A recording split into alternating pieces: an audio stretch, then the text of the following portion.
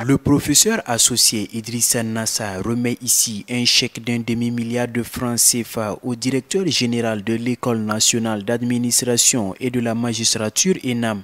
Il devient ainsi le premier parmi les 8 désormais professeurs associés à concrétiser sa promesse lors de la cérémonie de remise de toge. Une chose, c'est de promettre, une autre, c'est de tenir cette promesse. Et nous, à Coris, quand on dit, on fait. Nous sommes là ce soir donc pour vous remettre un chèque de 500 millions de francs CFA pour accompagner donc la mise en œuvre de votre programme d'activité et la construction de vos infrastructures pour donner un cadre de travail adéquat à tous les élèves de l'ENAM. Alors, nous aurions pu nous dire que nous allons réaliser nous-mêmes, mais nous nous sommes dit qu'il était plus indiqué de mettre les ressources à la disposition de la direction générale afin que, en respectant donc les procédures de l'institution, vous puissiez mener allègrement votre programme d'activité sans contrainte. Une somme qui servira à la construction d'un amphithéâtre au profit de l'ENAM, ainsi qu'à la mise en œuvre du programme d'activité de l'école. En plus de ce don, cet homme d'affaires qui a réussi à bâtir un empire financier va partager son expérience au futur cadre de l'administration publique afin d'asseoir une économie forte et stable. Concrètement, le chèque de 500 millions va contribuer à construire devant ici, un amphithéâtre moderne, sophistiqué, entièrement connecté au reste du monde. J'aimerais que tous les élèves de l'ENAM puissent suivre des cours directement à partir d'ici, des cours qui sont donnés à Harvard, à Princeton et à Yale.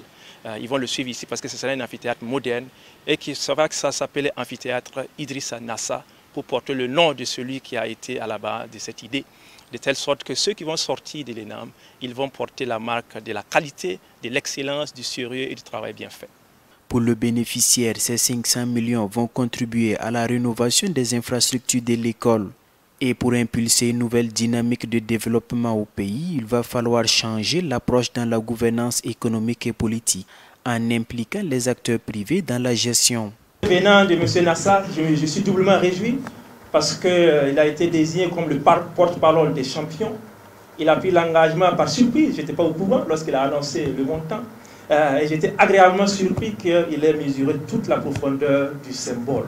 Parce que souvent, au-delà du geste, il y a toute la symbolique qui est derrière. Et c'est pour ça que j'ai insisté que nous rencontrions ce soir pour juste témoigner notre reconnaissance à M. Nassa et lui dire que le message qu'il envoie, c'est un message profond qui est adressé à tout le monde, y compris les premiers décideurs de ce pays. Il va falloir qu'on change notre approche dans la gouvernance économique et politique du pays. Le PCA de Coris Banque Internationale Idrissa Nassa a également rendu hommage à tous les dirigeants qui se sont succédés à la tête de l'institution, avant de saluer la nouvelle vision des dirigeants actuels. Cette vision du pragmatisme et de considération à l'endroit des opérateurs économiques va-t-il laisser entendre? Il faut noter que c'est environ 2,580 milliards de francs CFA de dons qui ont été promis par les hommes d'affaires le 15 avril dernier pour la construction d'infrastructures au profit de l'école. Il s'agit notamment d'amphithéâtres, de bibliothèques et d'une cafétéria.